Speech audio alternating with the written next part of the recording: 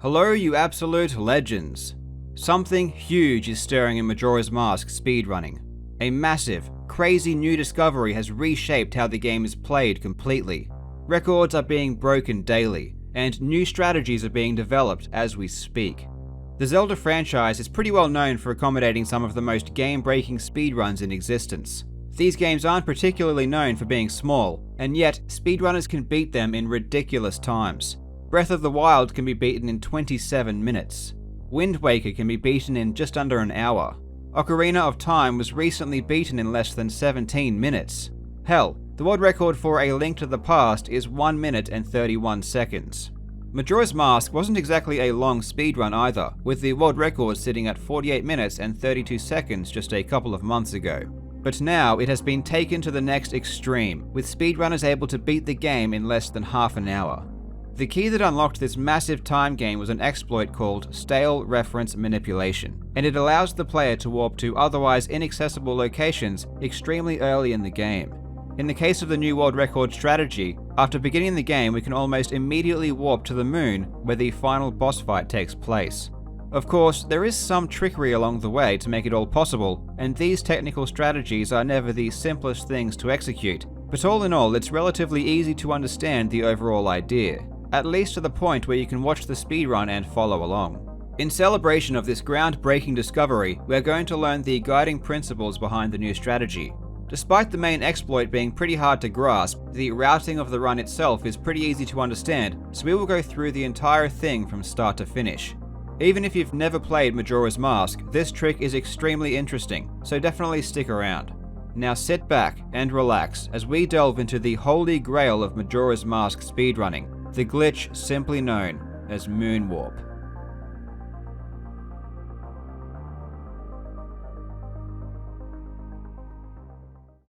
Majora's Mask has set a moon on a collision course with Termina.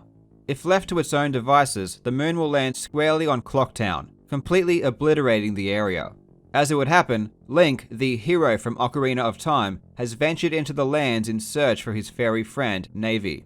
Through his travels, he encounters a Skull Kid, who has stolen and become possessed by Majora's Mask.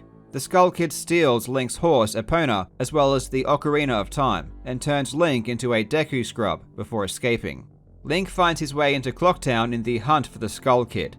He learns that the Skull Kid is waiting atop the Clock Tower, an area that is only accessible on the eve of the Carnival of Time, which takes place in 3 days. At midnight on the third day, the top of the clock tower opens, and Link faces off against the Skull Kid. The mask, in full control of the Skull Kid, pulls the moon down at an ever-increasing pace, ensuring imminent destruction. Link manages to steal the ocarina during the battle, and after a flashback where he relearns the Song of Time, he uses the ocarina to reverse time, ending up 3 days in the past to his first arrival in Clocktown. As Link is not powerful enough to overcome the possessed Skull Kid or stop the moon from crashing down, he is tasked with finding a way to do so. The only way to stop the moon is to call upon 4 giants who have been sealed by a curse. In order to free them, Link must travel to 4 temples to lift the curse and allow the giants to intervene. Once the giants have halted the moon and prevented it from destroying Termina, Majora's Mask becomes angered and possesses the moon itself. With the power of the moon increasing under the control of the mask, the giants are unable to halt its descent for much longer, and it is up to the hero to enter the moon itself and to defeat Majora's Mask once and for all. Thus is the plot for Majora's Mask. Of course, Link cannot visit each temple and free all of the giants in 3 days, but it just so happens that with the Song of Time he can reset the 3-day cycle at any point. In standard play, it is impossible to finish the game without visiting each of the 4 temples, as the moon is only accessible once the 4 giants have been released and have temporarily stopped the moon's progress. Without entering the moon, there is no other way of defeating Majora's Mask and completing the game. For speedrunners, the dream strategy would be a way to access the moon without needing to visit any of the temples. In theory, if you were to actually make it inside the moon, you'd be able to finish the game without doing much else, as there are no special items needed to defeat Majora's Mask in the final boss fight. By 2019, there was still no way to access the moon early, and the world record strategy still involved visiting each of the 4 temples and freeing the giants. In April, the speedrunner Enop achieved a time of 1 hour, 15 minutes and 29 seconds using this route, which was the fastest time ever achieved. This stood as the world record until August of 2019, when a completely insane discovery blew the game wide open. 3 speedrunners, Exodus, Fash, and Mr. Cheese, worked together to uncover a hidden debug menu within the game.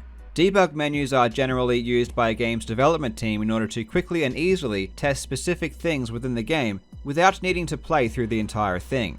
The menu can be used to immediately gain access to songs, quest items, and basically anything else that's attainable during a normal playthrough.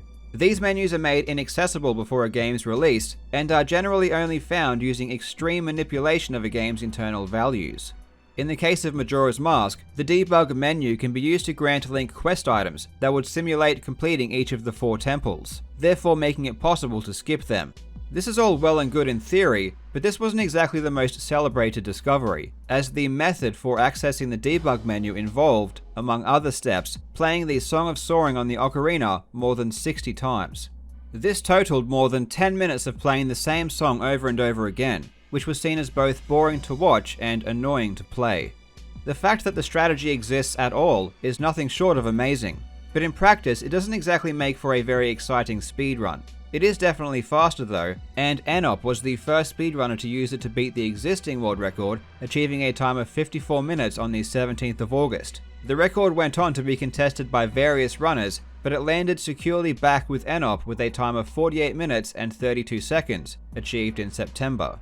With access to the debug menu, players didn't need to visit the temples, but the strategy was still far from being ideal. A hypothetical moonwarp was still seen as obviously superior.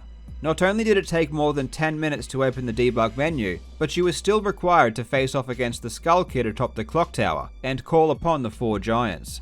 This took up more time and involved lengthy unskippable cutscenes. A moonwarp would skip all of this entirely.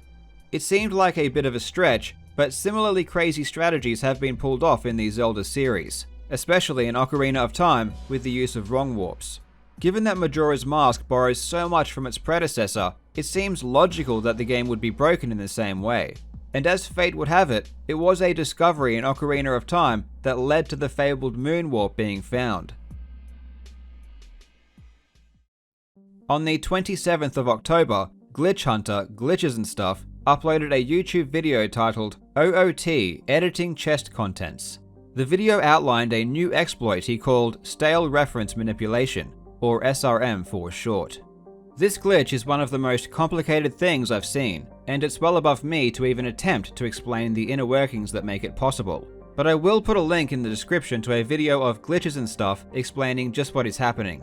The backbone of the exploit centers around what happens when Link holds an object that is no longer loaded, due to Link crossing into another loading zone. This is accomplished by starting a super slide at the moment of picking up an object, and delaying the holding animation until Link has crossed into a different area. The value that tells the game what Link is supposed to be holding no longer exists, as a new area has loaded, and instead the value now directs to something else entirely.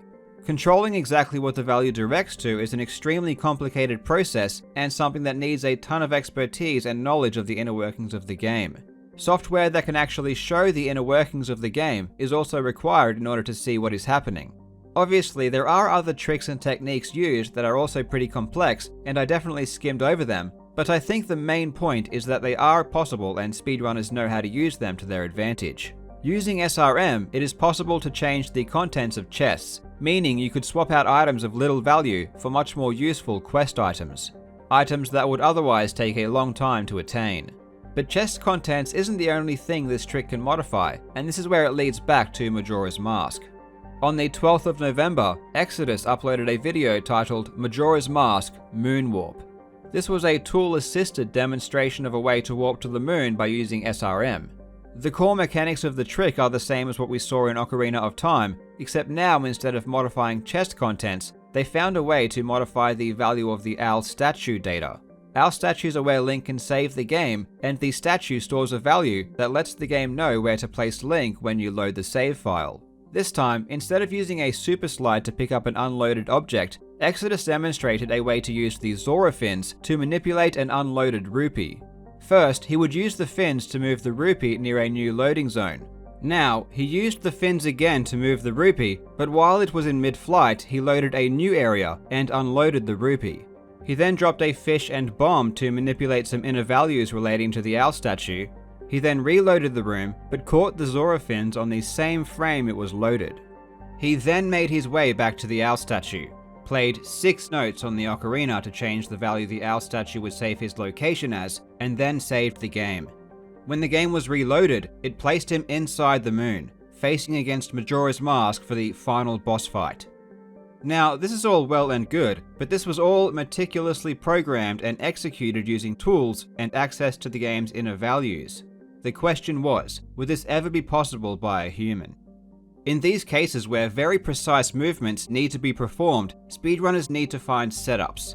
Setups are used for many speedruns, and they are easy to follow steps in order to get the character to be in a particular position or be looking in a precise direction.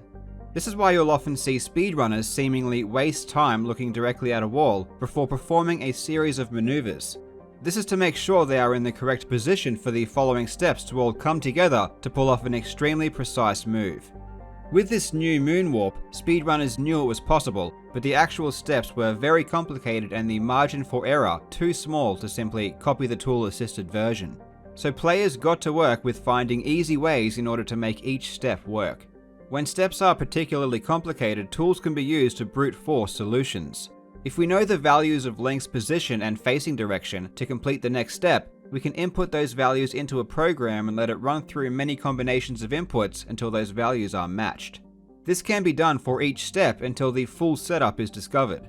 Surprisingly, it didn't take long for a setup to be found, and the first run to use this setup to break the existing world record was performed just over a week later, on the 20th of November. The speedrunner Avi Jobat achieved a time of 57 minutes and 29 seconds, breaking the old record by almost 20 minutes. The run was far from optimal, but it definitely opened the floodgates. Over the next couple of days, the record was lowered multiple times by various runners, with the record again landing with Enop with a time of 37 minutes and 16 seconds. But this wouldn't last long, as several days later a brand new way of warping to the moon was discovered that was much faster. The original moonwarp wasn't ideal, as it required you to collect the Zora mask first, which was a pretty significant time sink. The setup for the warp itself was also pretty slow, as you needed to collect a bunch of miscellaneous items in order to affect the internal values in the correct way. The new warp was much better in almost every conceivable way. First and foremost, it was much easier. It used the method that involved super sliding through a loading zone to pick up an unloaded object. It also didn't require you to collect any extra masks or items that you'd otherwise skip. As we have now caught up to the current world record strategy, let's go through the entire route from the beginning in order to understand the overall principle of the run. The beginning of the run is pretty straightforward. Skull Kid has stolen our horse and ocarina, and we are in pursuit. After a quick trek through the woods, we fall into a cavern and confront the Skull Kid, who transforms Link into a Deku Scrub. In this form, our abilities are severely limited, especially those in combat. After a lengthy cutscene, we need to head through the Lost Woods into the Clock Tower basement, and then up to Clock Town itself. When we enter Clock Town, the 3-day cycle begins. Our goal from this point is to get the ocarina as quickly as possible so that we can return Link to his original form. The only way to retrieve the ocarina is to face the Skull Kid at the top of the Clock Tower, which, as I previously mentioned, is only possible at midnight on the 3rd day. It would take approximately 54 minutes of real time for the clock tower to open, which is far too much time to wait. Luckily, there are a couple of things we can do to speed things up. First, we head to the inn to talk to the grandmother. Listening to one of her stories allows us to immediately move time forward to the morning of the next day. Listening to 2 stories gets us to the beginning of the 3rd day. We then head to the trading post to speak with the Style and Scarecrow. Dancing with the Scarecrow will move time forward to the evening. At this point, there is nothing else we can do to speed time up, and there is approximately 4 minutes of real time we need to wait until midnight. Thankfully, we do have a few things we need to do in order to prepare for the second half of the run, and this is a great opportunity to do so. There are 2 main things we need to prepare. The first is collecting enough rupees to buy bombs and bomb chews. The second is to attain the ability to use magic. The best way to farm rupees is outside of Clocktown, which is where we start heading. On the way, we collect the stray fairy which we will need to give to the Great Fairy that will teach us how to use magic. It's not normally possible to leave Clocktown as Deku Link, as the guard stops us and tells us it's too dangerous to leave without a sword. But he's not very good at his job, as you can simply run backwards to bypass him. Once in Termina Field, we go around to each patch of bushes and collect rupees. The total amount we need to collect is 90 to afford a bomb bag and bomb chews. After the rupees have been collected, we head back to Clocktown to visit the Great Fairy, and give her the stray fairy we collected earlier. She then gives us the ability to use magic, which we will use when we face off with the Skull Kid. We then need to head back to the clock tower as the door is about to open. On the way, we deposit our rupees into the bank. This is because when you reset the 3-day cycle, Link loses all of his rupees. The bank allows us to store and collect the rupees between cycles. It is possible to buy the bombs and bomb chews now, but again, when the cycle is reset, we'll just lose them anyway, so we need to wait and buy them afterwards. Back at the clock tower, we head to the door and wait for it to open. You're not supposed to be able to get up here this easily, but you can get up to the platform by using some backflip trickery. The way to get up here normally is to do a pretty lengthy side quest to collect the Moon's Tear that you need to give to the business scrub who grants you access to his flower pad. But this all takes way too long and can be bypassed completely. Once the door opens, we head up to the stairs to face the Skull Kid. As soon as the battle begins, we use Deku Link's Bubble Blast ability to knock the ocarina out of the Skull Kid's hand and pick it up immediately. After the flashback cutscene where we relearn the Song of Time, we play the Song of Time to restart the cycle. After respawning back in the clock tower, we speak to the Happy Mask salesman who teaches us the Song of Healing. This allows us to transform back into Hylian form. At this point, there is only one more thing we need to do before we are ready to perform the moonwarp, which is to withdraw the rupees we deposited earlier and buy the bombs and bomb chews. The location the moonwarp is performed in is Deku Palace. To get there, a pretty lengthy journey is required through the southern swamp. However, there is a far quicker, far more genius way of getting there, and that's through the use of grottos. Grottos are these small caves you can access through the holes in the ground, scattered across the world map. The grotto used in this speedrun is located just outside of Clocktown and houses a couple of Dodongos. Here's the cool thing about grottos. Even though they are accessed from all over the world map, they are actually all stored on the same map screen. In fact, they are very, very close to each other. So if you can find a way to scale the wall of a grotto, you're only a pretty short jump away from another one. And it just so happens that there is a pretty well-known trick that can be used to scale walls, and that's called a hover. It's really not that hard to do, but it definitely looks cool. Here, we can use bomb chew hovers to clip inside the outer wall of the grotto, and use a damage boost from one of the Dodongos to clip out of bounds. Now, we just need to know where to run in order to hit the loading zone for the Deku Palace Grotto exit. Even though the other grottos aren't actually loaded, the exit zones still work. So if you end up in one of them, you'll leave through the exit of that grotto instead of the one you entered from. The grotto we hit the exit zone for is right inside of the Deku Palace. You'll notice that when Link comes out, there is no hole in the ground, which doesn't exactly make sense as he supposedly just left through there. This is a pretty interesting note because in the original Japanese release, the entrance to the grotto was there, but when they released the North American version, it was removed. But even though the entrance was removed, the actual grotto itself was still left in the game, and if you trigger the exit zone, you can still exit the grotto as per normal. Once inside the Deku Palace, we need to exit back outside in order to set up for the moonwarp. The fastest way to do so is to get caught by one of the guards, who throws you outside to the front of the palace. And it's this very same mechanic that speedrunners now use to warp directly to the moon. Each guard has a value that tells it where to place Link when he gets caught. In the previous versions of SRM, we saw chest contents as well as our statue data get manipulated. Now, speedrunners can change the value that affects where you get placed when you get caught by a guard. So instead of being placed outside of the Deku Palace, you are placed somewhere else entirely. The setup for the moonwarp seems a bit strange on the surface, but everything here is affecting the internal values in a very specific way to get the desired outcome. Once back inside the Deku Palace, we load this room 7 times. You can see the objects in the background appearing and disappearing, which signifies the room loading and unloading. We then enter the room and use some fancy techniques with bombs in order to get up to the upper platform. We break the closest pot and make sure to pick up the magic refill it drops. We line up the correct angle and perform the super slide maneuver while picking up the pot in the corner. We delay the pickup until we cross the loading zone which unloads the room, and then pick up the unloaded object. Heading into the adjacent room, We target the door frame to set up the correct angle, and then turn the smallest amount possible for a single frame to the left.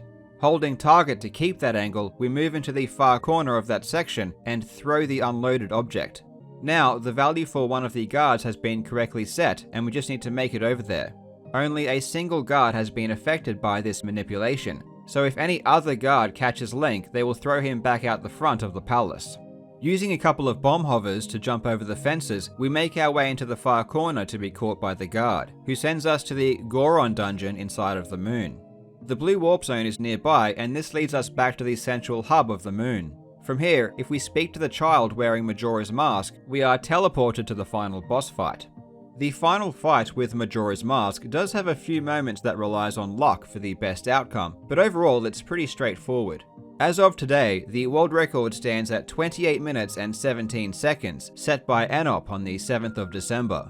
This is 47 minutes quicker than the world record that stood midway through 2019.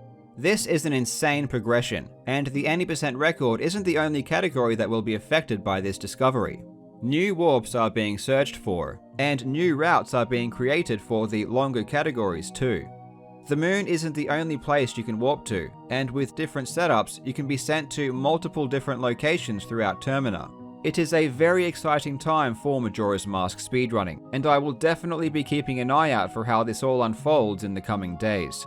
Now, I want to thank a couple of Majora's Mask speedrunners for helping me with this video. First of all, thank you to Dopezzera for teaching me the basics of how this speedrun plays out. Please go and give him a follow on Twitch, the link will be in the description. And also thank you to Real Time Attack for letting me use footage from his runs throughout the video. Thank you so much for watching, you legends. I hope you're having a fantastic day, and I will see you in the next video.